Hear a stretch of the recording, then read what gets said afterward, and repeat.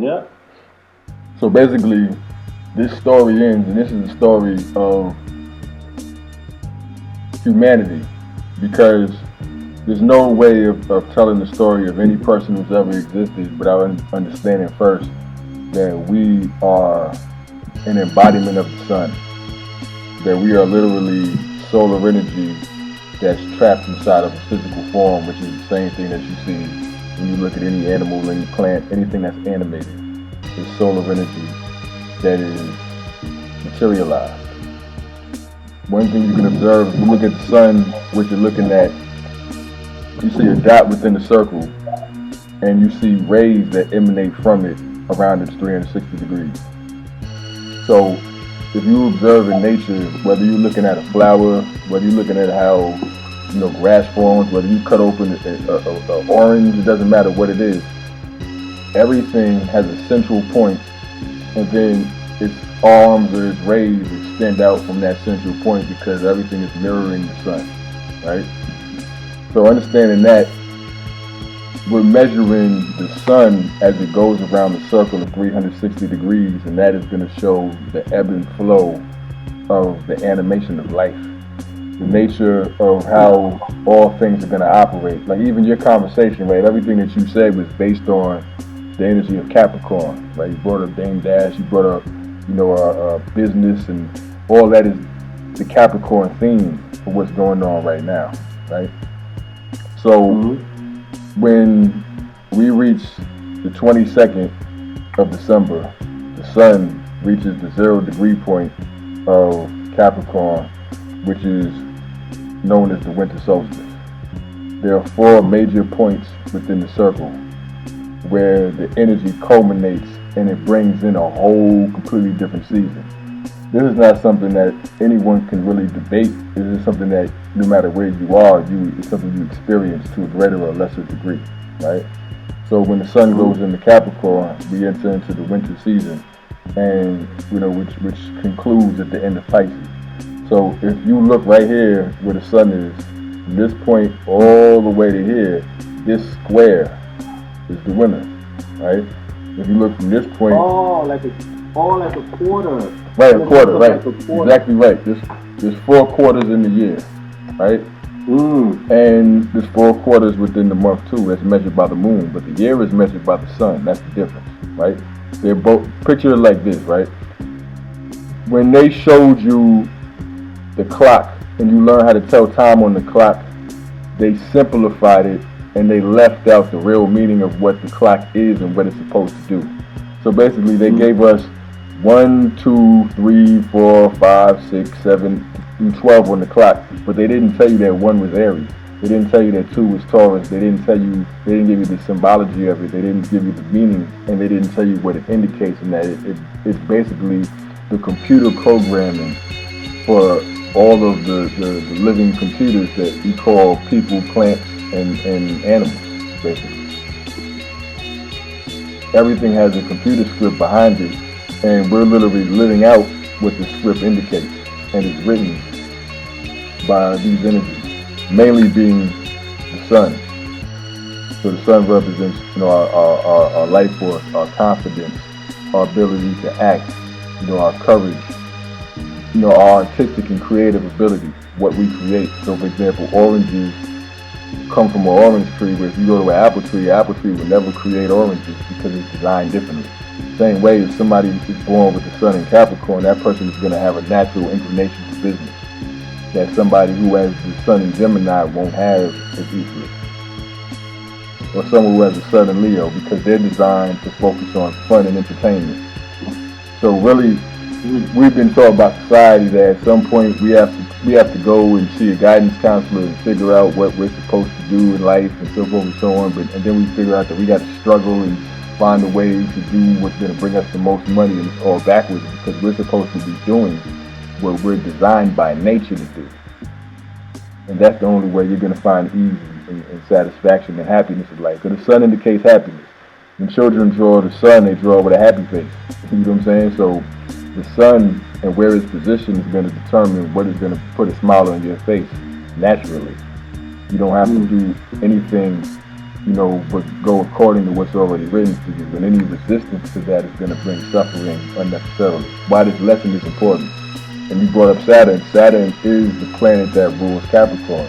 So whenever the sun enters into any sign, the planet that sign rules becomes activated in their chart, and it becomes activated in the transiting energy, right? So that energy of that particular planet becomes prominent, right? So in this case, it would be Saturn, right? Which we'll get into. Saturn and Jupiter are two father archetypes, but they represent two different dimensions of the fatherly energy. And we'll get into the difference between the two. And if you notice, there's a similarity in how those symbols look.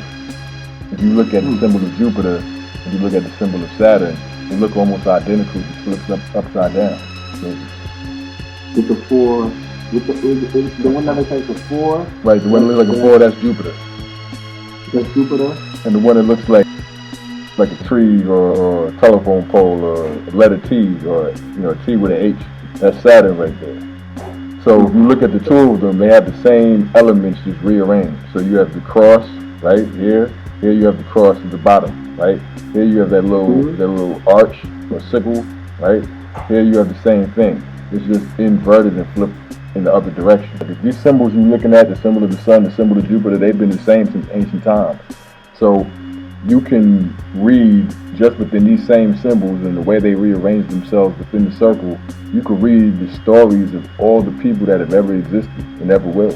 You know what I'm saying? And that's how powerful symbolism is, as opposed to, writing things out in long, complex ways that are meant to confuse people, So this is a book written in symbolism, because the real book is written in symbols above us, So, the solstice.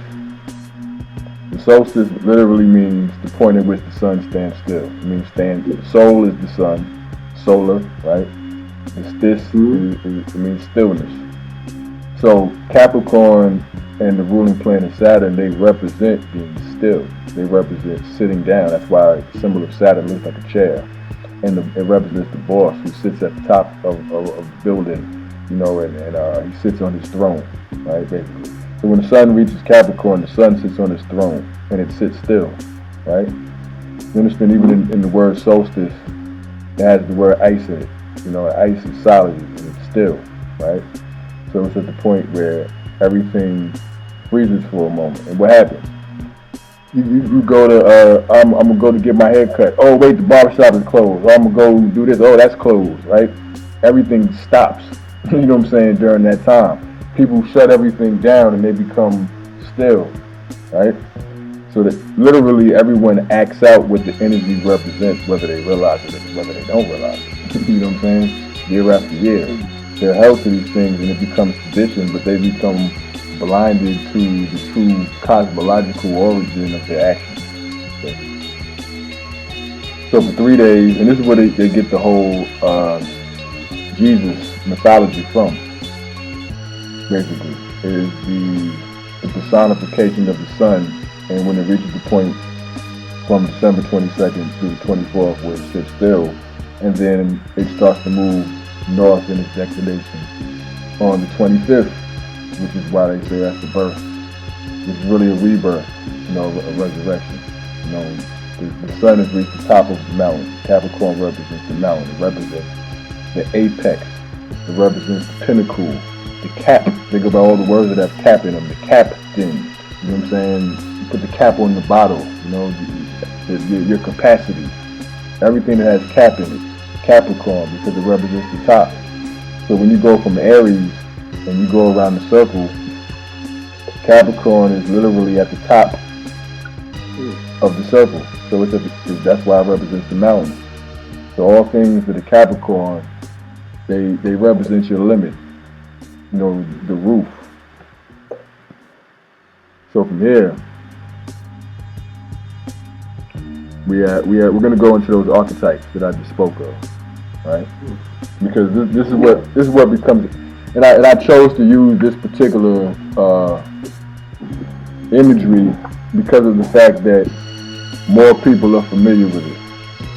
But really, what we're looking at is one of many different archetypes that have been created by man to represent what he experiences under the influence of these different planetary vibrations. So remember, Capricorn and Saturn represent the father energy, right? It represents old people. You know what I'm saying? It represents father time, right? And so the Santa Claus archetype, really, that's why he's an old man with a big gray beard, right? Because it represents Saturn, Santa, Saturn, Satan, right? That's all it represents. So he's old. And if you notice something on the bottom left or bottom right hand corner, I listed all the things that people associate with this particular character that are Saturn-like.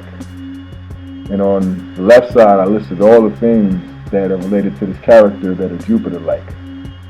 And I took, on this belt buckle, I took the two and put them together. You can see the similarity in the symbolism and the form and the shape of these two symbols, which I'll explain real quick.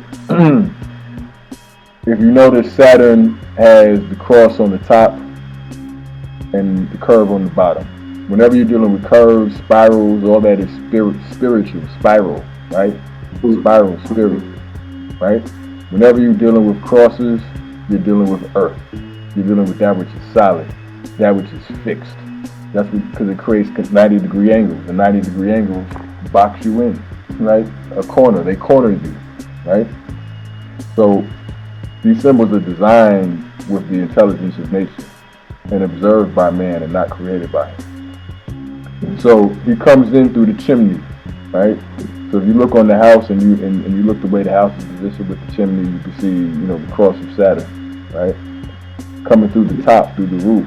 I'll tell you, Capricorn and Saturn represent the top, the highest point, the pinnacle of the mountain, right?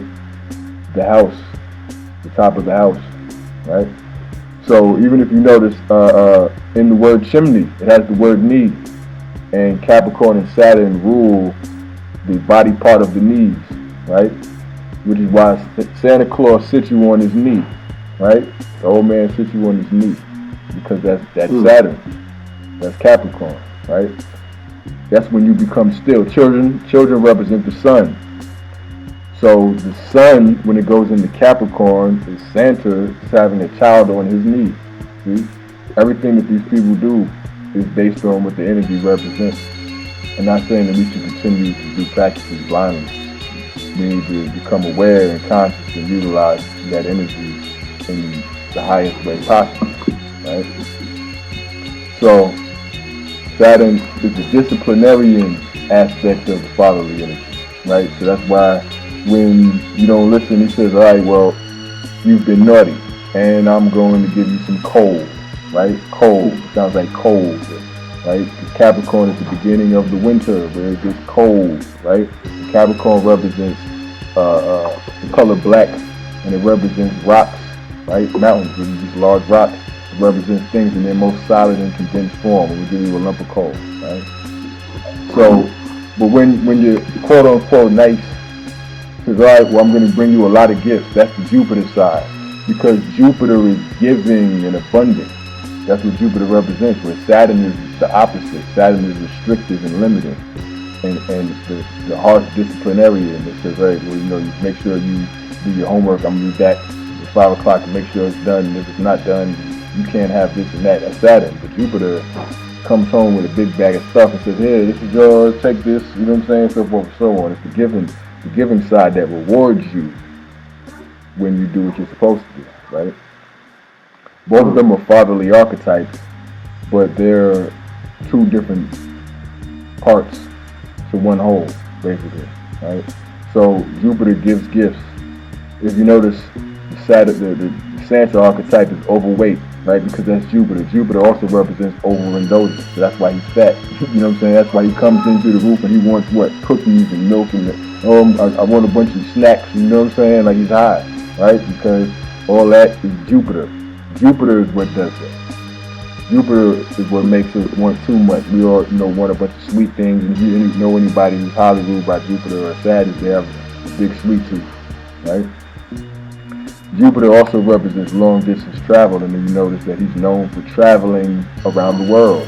Why? Because he's the archetype. All these planets go around the circle, which is the world, which is the universe. So he's the archetype of Jupiter going around the world giving gifts, right? He's also the archetype of Saturn going around the circle of the Zodiac. He's checking and making sure that you're doing what you're supposed to and that you not know it. You know what I'm saying? The Jupiter side of him makes him jovial and joyful, right? So he's jolly, right? Or that's J, Jupiter. See, they have different effects. Saturn has the T, because whenever you put a T on something, the T is an agreement, a clause. It shuts things, it closes it down. Like I can't, right? If you can, that allows you to keep going forward. If you say I can't, there's no more action after that. You're not doing it no more, it's over. If you say I won't, whenever you put the T on something, the T is a block. It's a closed door, right? Because it corresponds to Saturn, right? So if you notice in the name Santa Claus, the clause is the clause, and the clause represents or means etymologically the end, or closing, to close, to shut, to conclude, right? Why? Because when we get to Capricorn season, now we get to the end of the year. The year is shutting down. That's why they have the fiscal new year, not the real new year, which is Aries, 0 degrees of Aries, which starts off the spring equinox. That's the real new year. But in Capricorn, it represents reaching the point where we get to the end of the physical new year, because it's the beginning of the last quarter. Right? And Aries is the beginning of the first quarter. That's why it's really spring. And the word spring is synonymous with arise. And the word arise is letters of Aries rearranged. Right? So winter solstice is four out of 4 quarters, and Aries is the first. Aries through Gemini is the first quarter. So you have signs that are called cardinal signs that begin each quarter. So Aries begins the first quarter, right? And if you notice, the people who have the sun or a lot of planets or the ascendant in these particular signs, they're very direct, but they're direct in different ways. They get it started, but in different ways. So Aries is the one that he goes to war. He gets things popping immediately. You know what I'm saying? So what is the problem? It's going to handle it right now. It's Aries, right? Because Aries is the force that the plants need in order to break through the surface of the ground. In order for you to make it, become a tree or whatever it is you got to break through the barrier of the ground from underneath. That's Aries. That's the Aries energy. They're coming out of the Pisces, beneath the surface energy, and coming forth to the top. So that starts off the spring, and then you get to the energy of Cancer, and that starts off the summer, right? So Cancer, the crab, represents, the home, the mother, Mary. We're gonna segue from here into that energy, right? Which is here, because this is where that Christ story begins with Mary, the Virgin, right? Why is she a virgin? And this is a mixture of the archetypes of Virgo and Cancer, because Cancer is the womb and the mother, and Virgo is representative of the Virgin, right? And the reason why Virgo is the Virgin just represents keeping things pure, not mixing things. It literally means unmarried, right? And the reason why it means unmarried, check this out. The sign after Virgo is Libra, which is the sign of marriage. So when they say that she was a virgin, all they're saying is Virgo, because Virgo comes before Libra, and Libra is marriage. So we didn't get to marriage yet, because we're still in Virgo. You understand? That's how that works. They're not just making these things up. Everything is the code for the Zodiac, right? So we're talking about the sun and the energy of Virgo when we're talking about that. So the Virgin also is the vagina, one and the same, right? So if you look in the Virgo symbol, right, over here, you see at the end of it, you see the symbol of the fish. The same fish that they use to represent Jesus, right? They say you're a fisherman and you see people with this on their bumper stickers, or refrigerator magnets, and it says Jesus in it, right? That's it right there. But why is it in Virgo? Because Virgo is the opposite sign of Pisces, which is the fish. So whenever you're dealing with polarities, opposite signs, the two of them are connected like two ends of a stick. It's one stick, right? So when you look at these houses, these lines right here, these are the sticks, right? So when you're dealing with the Virgo energy, there's a stick that connects from Virgo to Pisces, and it's one. When you get into this side, it's Pisces. When you're on this side of the stick, it's Virgo, but it's the same stick. So Virgo.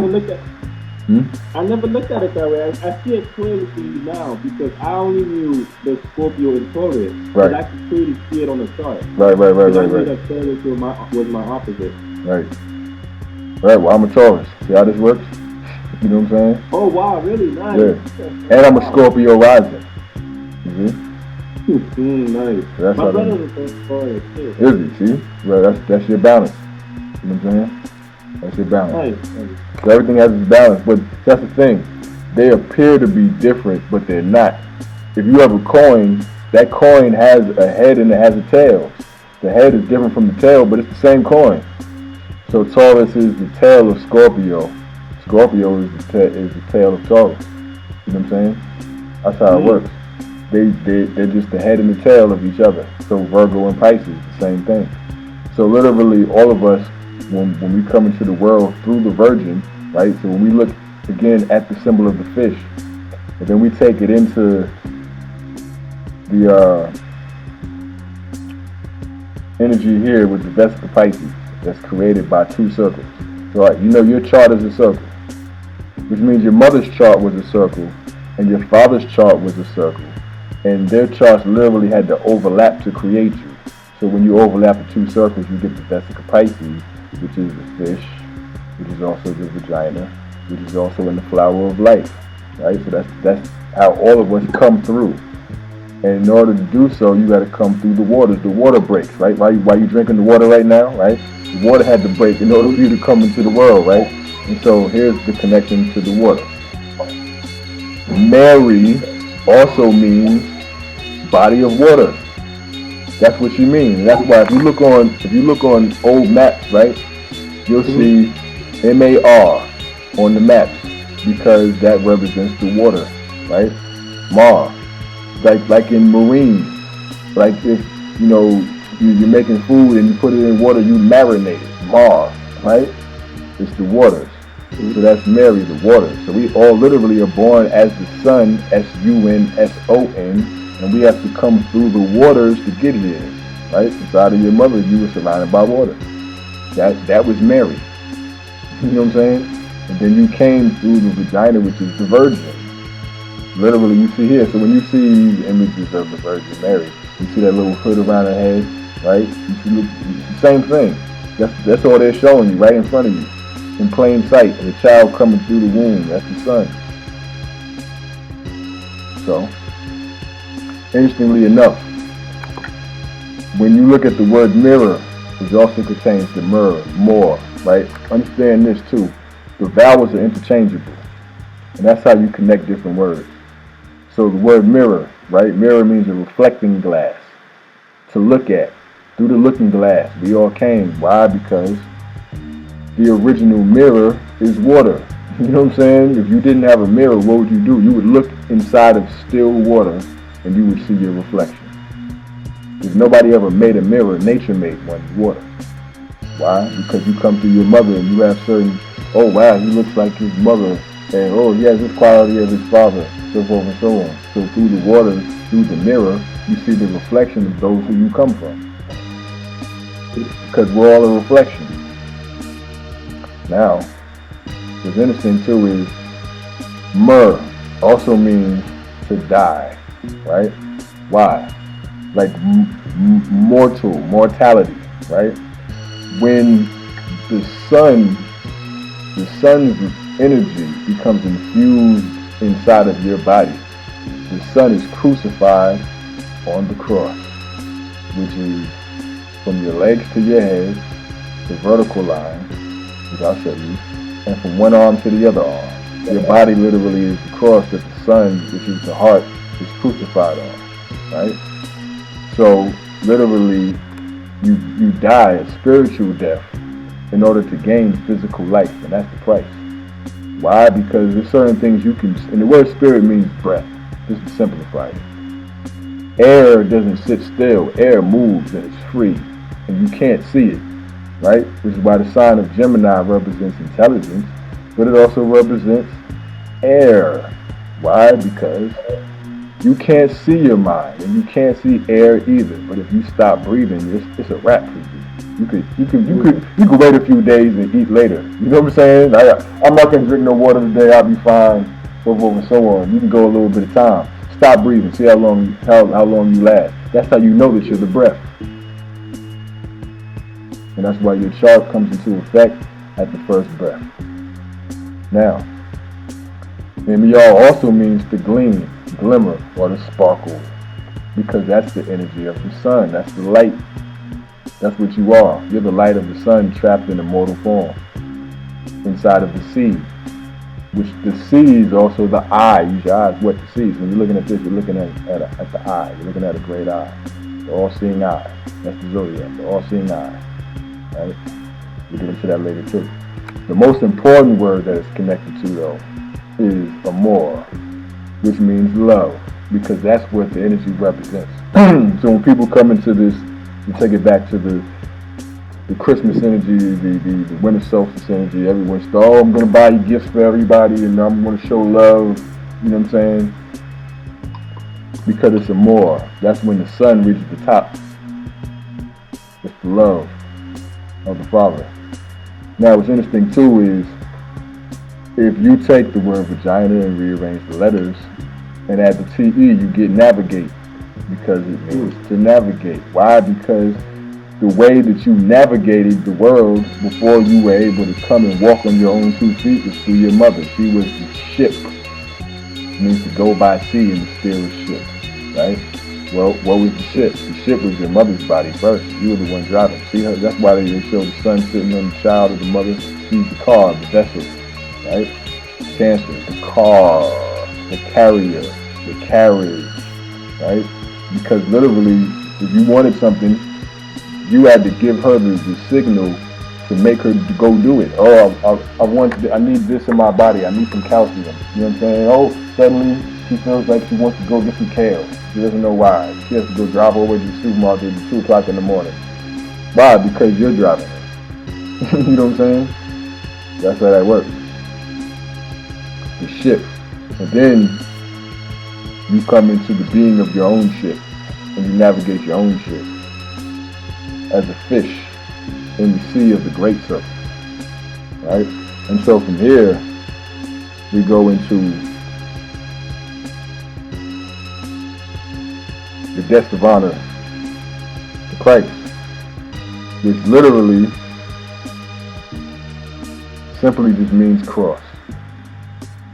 The cross, crux, right? And the cross is also the course, because the course is the circle, and the cross is from Aries to the Libra, and Capricorn to Cancer. That's our cross. Our ascendant, our descendant, our midheaven, our IC, our self, our partner, our father, our mother. That's the cross we all carry, and everything else is a shade of gray between it. So we're here to become the ringmaster of the circle, the Christ, to master our own cross, right? So Christ, the anointed one, right? And the anointment means an ointment, right? And the ointment is the oil that's drawn up the spine, the Kundalini energy, as you master the chakras, which are basically the 7 seas that you navigate. All goes back to the seas, to the waters, right? You gotta master the 7 seas, chakras, the 7 continents, right? The 7 continents in the circle, the 7 chakras, 7 seas, the 7 churches of Asia, right? That go up the spine. And what's the spine correspond to? The sun. And who's the sun? The Christ. Why? The sun is represented by a dot with a circle around it, called a circumpunct, right? The dot literally is created by the intersection between the cross. So that cross that you see, these two lines, and the point where they intersect creates the dot in the circle. The reason why that's important is when you stand in the center of the circle, that's when you become the ringmaster of the circle, because that's where all peace is, that's where balance is. If you stand on any edge of the circle, right, then it tips to one side or another. So if you stand too much towards Taurus, then you lose some Scorpio in the process. If you stand too much on the Gemini side, you lose some Sag in the process. The key is to become in balance, the Lord of all worlds, to balance all of these energies, and the only way to do so is to stand in the center of the circle, because that's where maximum balance is. That's why when there's a storm, if you stand in the center, in the eye, back to the eye again, in the eye of the storm, there is complete stillness and calm in the eye of the storm, right? So that's the key, to stand in the center. So again, when you're looking at the cross, you're looking at the unification of the masculine, which is the cross, the positive, the plus, the positive polarity, because it's all magnetism. And when you're looking at the feminine, you're looking at the minus, right? Not in terms of good or bad, but in terms of negative and positive, giving and receiving. Something has to give, something has to receive. Everything in the universe is created by a binary code, which is ones and zeros. So everything is a pole and a whole. Everything is either giving or receiving. That's it. That's all there is. And everything that you see around you, made by man or made by nature, is going to reflect that, including your own body, right? So the spine, that's a pole, right? That's the spine, which also has the word spin in it. Why? Because the energy spins up the spine. The energy, the solar energy. Because in the great circle, that's what the sun does around the central pole that we know is the North Pole. Right? This is a science, not a religion. So the line is also the lion, and the lion corresponds to, again, the sun in Leo. The son of man, the light of the world. Kundalini. Kundalini has line, the line. So the goal is to master the energy from the bottom of the spine up to the top, so that you become the Christ and you become illuminated. Now, when you look at the nervous system, the central nervous system at the top right, you see literally what you are. And what you are is a tree. Literally. You're a tree. So when you look at the tree and you see the trunk of the tree, which is the spine, right? And you see the branches, the arms, and you see the roots down at the bottom. Same thing with you, right? That's your trunk right there. These are your branches, these are your roots, right? All culminating at the star at the top. It's one and the same. These things are not just simple symbols, they're literally telling you about yourself. And when you look up the word crux, which is cross, it means peak, hill, getting back to the mountain. Capricorn is the mountain. Summit or backbone, back to the spine. It's one and the same, right? Or a central difficulty or a central point, right? The point in the center of the circle, right? So now, we're going to go deeper into that. Now that we've connected it to the tree. So we know now that the body literally is the tree. Your nervous system is the tree of life, right? And within that tree, you have those chakras which correspond to different spheres, which are the different planetary energies. You're like a keyboard, you know what I'm saying? Mm-hmm. And the energy along your spine is played by these planetary energies, causing you to do, act, feel, think, you know what I'm saying? And respond in the ways that you do. Because you're an instrument of the Creator. Anything with ment in it deals with mind, mental, instrument, right? So we're an instrument of the mind of the Creator, painting a picture through our actions, right? So you notice the word tree also has a T. And it's back to the T again, the cross, like Saturn, right? What does the tree mean? It means to be firm, solid, steadfast. And what's really interesting is in the definition of tree, it says a beam, right? You know, if you have like a wooden beam, right? But it's also a beam as in a beam of light that emits rays of light. So here we go back to the tree again. When we go back to the Zodiac circle and we have the houses, those rays of light are the tree. So if you look at a tree from above, and you kind of see it here, right? You blow it up in the lower right-hand corner. If you look at a tree from above, it's the same thing as a star. It has a central point, which is the point where the arms or the houses or the rays of light or the branches extend from. So trees are stars, right? Trees, which if you rearrange letters in trees, you get steer, right? And the steer is the steering wheel. The steering wheel is the circle with the houses. That's the steering wheel. That's the steer, right? The steer, which is also the star. You look at a star, it's one and the same as the steer, because you use the stars to steer or to navigate. The earth, which is the heart, right? Which is also the torso, which is Taurus, which is the Taurus field. The Taurus field is basically the flow of energy around any physical thing. And of course, if something occurs on a smaller level, it also occurs on the larger plane. So around the plane of the earth, you have the Taurus field. And that's how the energy is recycled back into itself. Right? You see the symbol of Taurus in it. It's the Taurus field. Now, if you look in the center of it, that is your tree right there. That's your tree right there. Roots, central point, spine, roots, branches extending upward. So everything grows according to this same pattern, including the human body. Like I said, from the waist down to up, it's a mirror reflection of itself, just like this. Because you're a materialization of that energetic Taurus field. Taurus field, torso, rotate, tarot, Torah, Toro, root, right? It's all one and the same. So even when you look at the candle is the spine. And then at the top of it, you have what? The wick, which corresponds to words such as wicked, wakan, wicca, which means to be an astrologer, which also the word means awaken, right? Because when you light up the candle, now you can see you're awakened.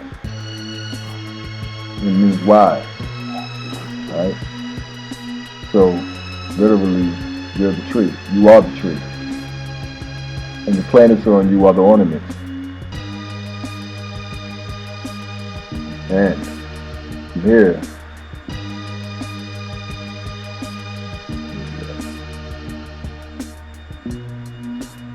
we're going to get into here. So when you look at how they gift wrap the present, you see the cross, right? The cross is the ribbon in the sky. So around the earth plane, you have the ribbon in the sky, which is created by those quarter points. Aries, the spring and fall equinox. Why equinox? And what's the ox? The ox is Taurus, right? I can show you the Taurus field. The ox, equinox, the balance of the ox. Well, the ox is the whole circle, the target. Torah, the target. When you look at the target, what do you see? You see the circle with the crosshair. That's the target. Torah. Taurus. Ox. Steer. All one and the same, right? So it's the gift wrap. You know what I'm saying? The ribbon in the sky. Right? On the present. And what's the present? The present is a point in time. So here's your T, here's time. Because we measure time through the great clock. Time. Point in time. Wherever the sun is at the moment, that's the point in time. If the sun is in Capricorn, that's the point in time. And the sun is in Aquarius, that's the point in time. That's the present. That means that's where the gift is. If you want to get the gift of any season, you gotta honor where the sun is, because that's the gift in time. That's the present. Taurus represents presence and gifts, right? And it represents being present. In order to get the gift, you gotta be there. If your mind is somewhere else, you can't enjoy what you're experiencing. So you're not present, so you don't get the present. And all things are pre-sent in advance. Presence. The present is your presence here. In person. It's all one and the same. Now what's interesting, if you rearrange the letters in present, you get serpent. And the serpent is, like I told you, that kundalini energy that goes up the spine and activates all of those gifts or ornaments. You know what I'm saying? The serpent and the rainbow, which the rainbow is the chakras that go up the spine and the cross, which is the wrapping of the present, which is the moment, right? Now here, we're going to give you a little jewel here on how this works. The signs always fall in their natural order, right? But their position relative to each other tells you everything. So for example, children get gifts during the season of Capricorn. Why? Why? Because the 5th house represents children and the sign of Taurus represents gifts. And when you count 5 spaces, 1, 2, 3, 4, 5 from Capricorn, you get Taurus, which is children getting gifts. That's how that works. That doesn't happen in Sag season. It doesn't happen in Aquarius season. It doesn't happen in Pisces season. It happens in that season because that's the relationship of Taurus to Capricorn. Another example. When we get into Capricorn season, oh boom, school is out. Everybody goes on a break. You know what I'm saying? School's over. Winter break, right? No school. What's the sign that represents school? Sagittarius. So when we go into Capricorn, we have to leave Sagittarius behind. That's why there's no school in Capricorn season. And of course, this same rule applies to all of the signs and anything in life. Like they say, no sex before marriage, right? That's because Scorpio comes after Libra. That's all that means. They're just telling you the order of the sign. Like I was telling you with Virgo being the Virgin, because the Virgin comes before Libra. She didn't get married yet because we're in this energy. So everything has its natural order. And so from here, oh, this is important too. Again, if you were to take a box, right, literally, and unfold that box, you would get a cross, which is the human body. So you're in the box, which also contains the ox. Like I tell you, the ox is the steer, which is the cross, the steering wheel. To be an ox, literally. That's like when they call people cattle, really you are. You know what I'm saying? There's nothing you can do about that. As long as you're in a body, then you're part of the herd. The Taurus represents the word that's heard. And all things came from the word into existence. Through the vibration of sound. Which is just a slowing down of the vibration and the speed of light. And so from here, we're going to go into the pyramid. The pyramid is the symbol of the body of Christ. All the corners of the pyramid meet at the headstone. Like the 4 limbs of the body culminate at the head, which is the light of the body. Right? So if you were to look at a pyramid, and look at a pyramid from above, there's your cross. Just like this, see it? Just like the crosshairs right here. Here it is, here's your cross. Here's your cross right there. Here's your Aries, Libra, Capricorn, Cancer. Here's your cross right there. Here's your 4 seasons in the pyramid. Here's your circle broken down into these quarters. Right? They're all culminated at one central point, which is what? The middle point. So when you look at the headstone of the pyramid, remember going back to the symbol of the sun, which is a dot in a circle, that dot is the top of the pyramid. And the circle is the outer perimeter of the pyramid, the four corners. And so when you look at that tree, that Christmas tree, right, that star they put on the top, that's the eye on the pyramid. It's the Great Pyramid, that's the tree. It's one and the same. The tree, the body of man, all of its lights culminate at the top of the head. Again, back to the Moorish. The Moor is a Moor, which is the sun, and mortal, the body, the sun inside of the body. That's all it is. Which when we go into the word pyramid, right? Inside of the word pyramid, you have pyre, which means fire. And amid just means in the middle, amid something, in the middle. So the fire in the middle, what's the fire in the middle? That's that star. Which will fall here, if you look at it from above, it's the fire in the middle of the circle. The sun, the Christ. Like you say, Jesus take the wheel, there's your wheel, there's your steering wheel right here. Jesus is the sun. Jesus always had the wheel. Jesus is the only one who ever had the wheel. And ever will. Because the sun is the one driving the vehicle, which is the mother, like I told you, which is the earth, which is the what? The mothership. The sun, every child that comes into this world, they navigate through their mother.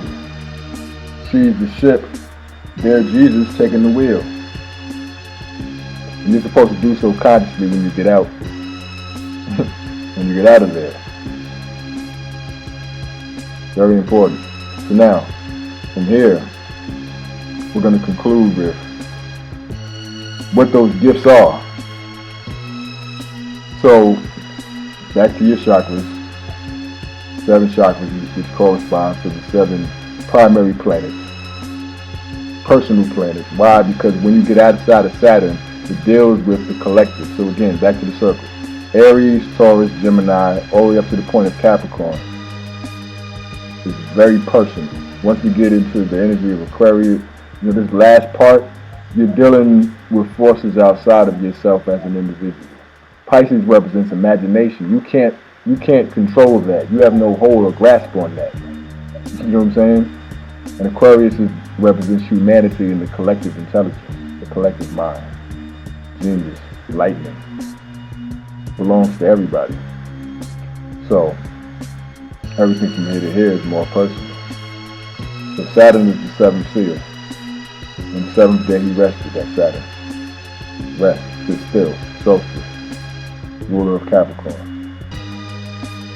So these ornaments are literally the planets that are placed on the tree, which is the body. They don't just do these things for no reason. They're laughing at our ignorance in our face. What's a gift? A sense of a natural talent. Your natural talents are bestowed to you by the position of the planets and their arrangement at birth.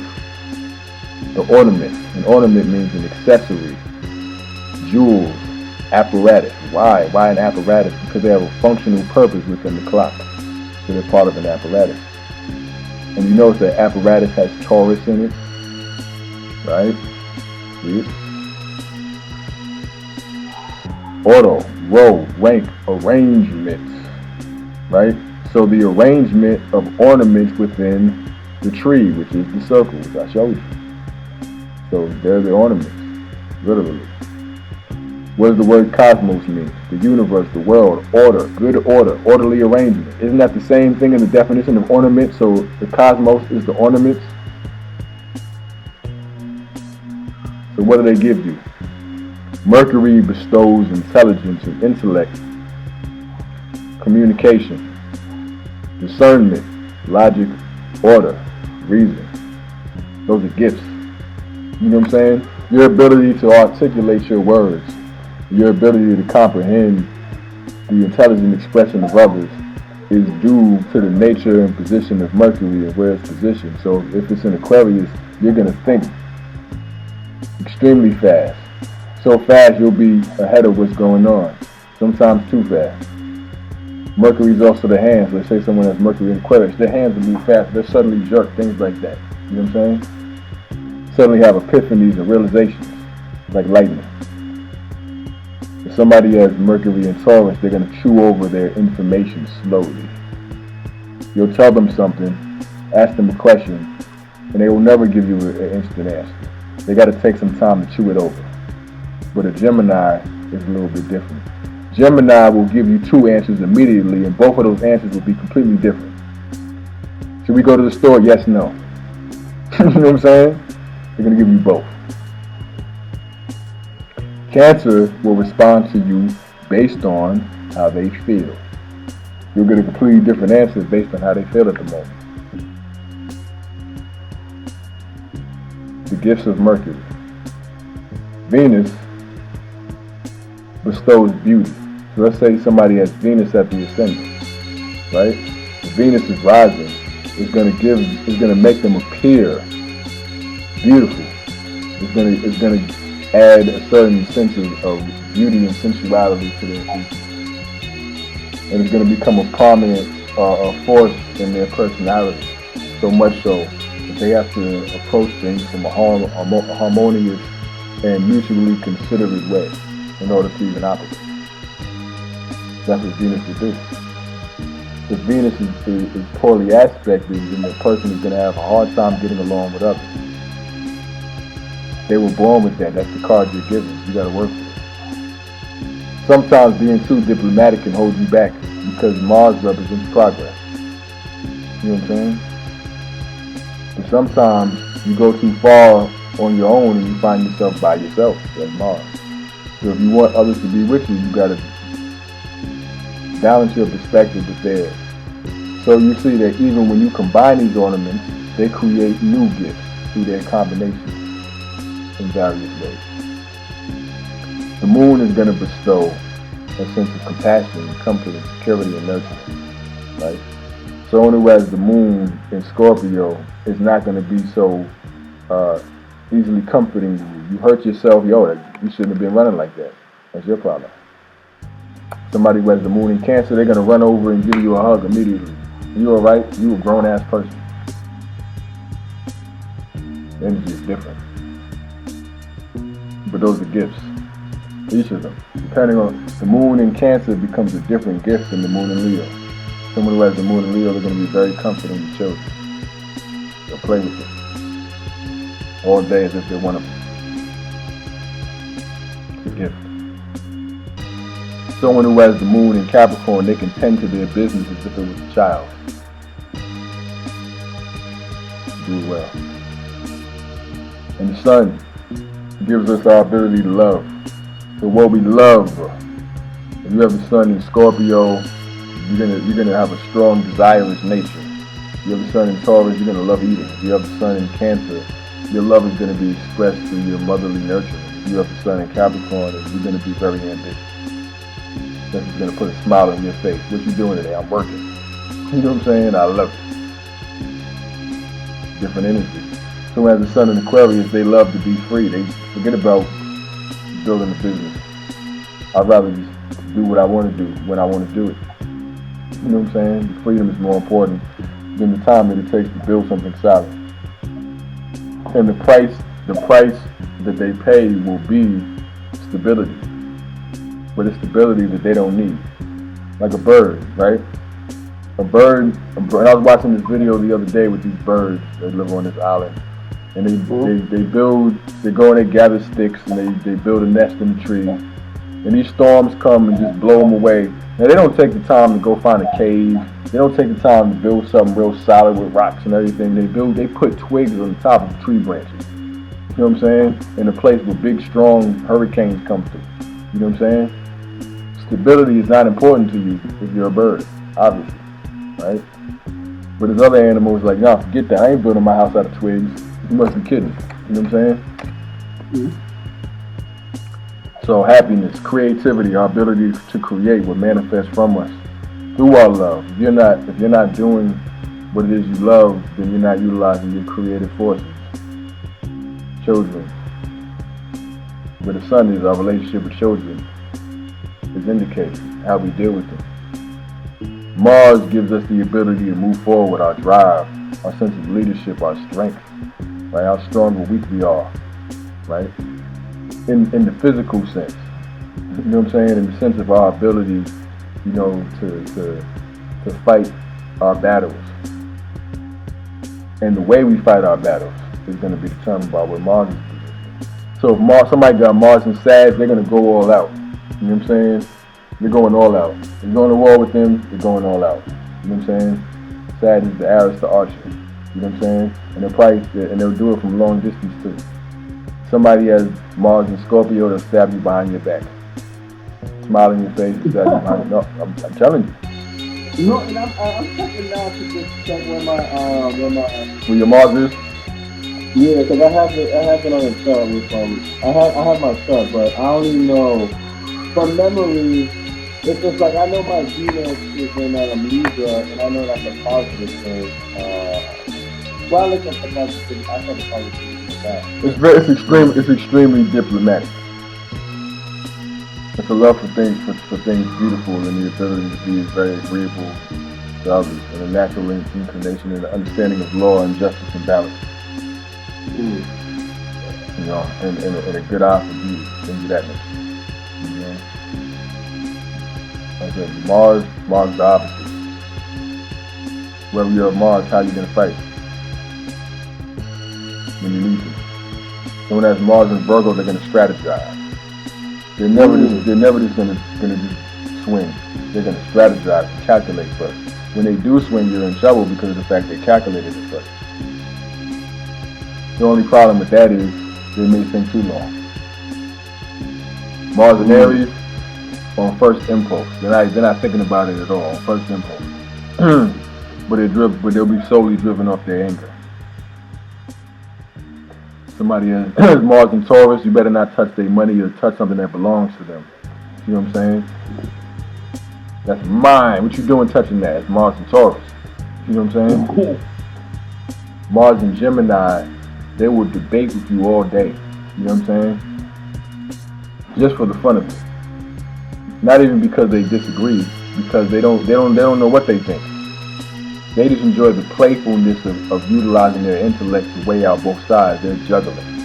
They're juggling the possibilities, right? And utilizing you as a way, you know, to come to some conclusion eventually.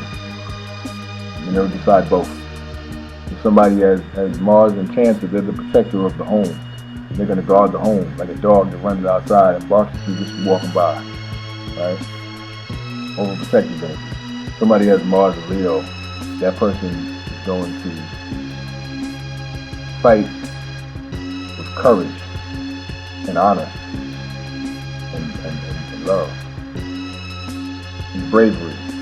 You know what I'm saying? If somebody has Mars and Libra, they won't fight for themselves, but they'll fight for you. Oh. They're like, yo, that was wrong. You know what I'm saying? That was wrong what you did to them. What happened to you too? I know, but that was wrong what you did to them. You know what I'm saying? So again, like these are all parts of who you are, and their unique combination creates the gift. You know what I'm saying? See, we have this assumption that people are people. But no, they're unique. They're all trees, but an apple tree is not an orange tree.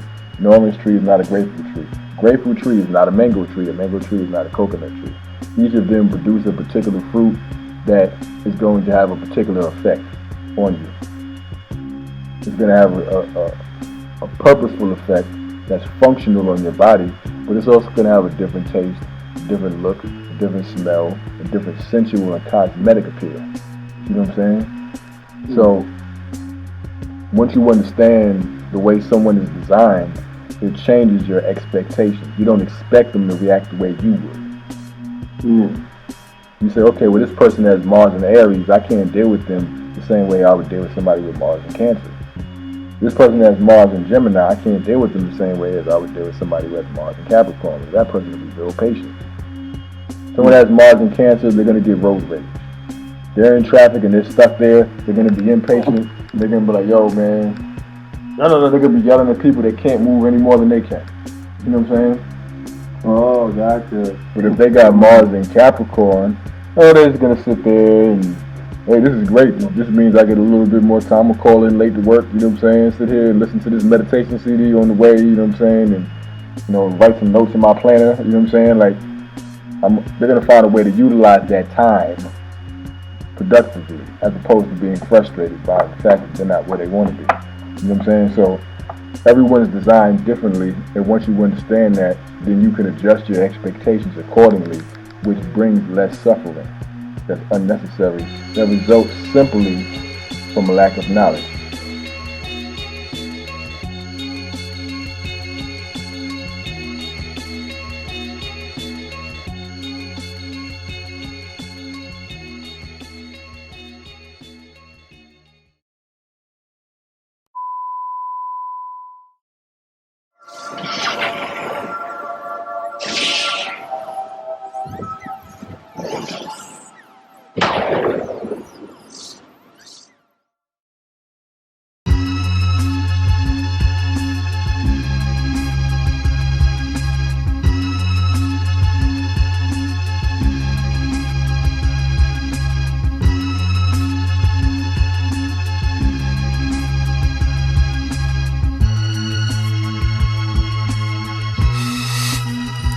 Yeah, who's the bionic man? God with the ganja from Hot Sudan. And with the rhymes, mystic lines cover the prophet's hands. Not a rover, spinning dough on that he cop the promised land. Knocking out and got Moroccans on yachts with a scholar's plan. Eugenic counter plans, camouflage to guard the lambs. Invisible seas, the register and Doppler scans. The mixture of God and man, lyrical contraband. My spirit is out of hand, a miraculous diagram. Magical pentagrams, my math is essential. My Adam's apple's a tabernacle without a pencil.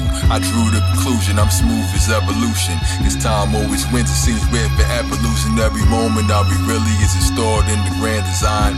Are you sure on the banks of the sands of time would never take you quickly like the wind did to a dandelion? But life will never leave you like a seed that is regrew or regrown from deep thrones. I speak poems, unique homes. Sherlock the birds flock to me to get their worlds rock. Yeah, I am that sure shot marksman with dark skin. Truth makes my heart grin. Flowing where the sharks swim, they flop out the water to escape from the slaughter. I'm bathing in the aura of the fauna and the flora. You don't understand the book cause you ain't know you was the author. You ain't know you framed the picture, so you break it for the border like a Mexicano ballad. The South Moroccan, the start of impossible like the bottle. They sold us already auto, floating inside a bottle in the middle of the ocean. When the rubber get the flow and got the microphone foaming like junkies overdosing, they pump it in Nova Scotians. I'm worldwide, stopping me from conquering. They should try, instead they wanna sponsor me. Music is my first bride. It made me stronger, 80 offers on the table. I ain't on him, I'm an owner and the savior of the players. Shining like what kind of world does he reside in? What kind of air does he breathe? There's no denying. I'm gliding like what universe was he contrived in? Deeper than Poseidon, scuba diving in Orion. I was born into the world riding a double-headed lion. Here he comes the head of Zion, a legend, a titan. Forgotten time thought from this ice here with my tribesmen. You're so deprived of this wisdom I provided. Speaker to break the shackles, repeating an ancient battle. Sneaking in Satan's castle with demons from ancient Babel. A winged horse with my name stitched in the side of my face. You saw it twice in the flame of a Mr. Candle. Aristocrat smoking a blunt with Joe Campbell. He quit the cig, stupid, our brothers forget to live, but struggle to get up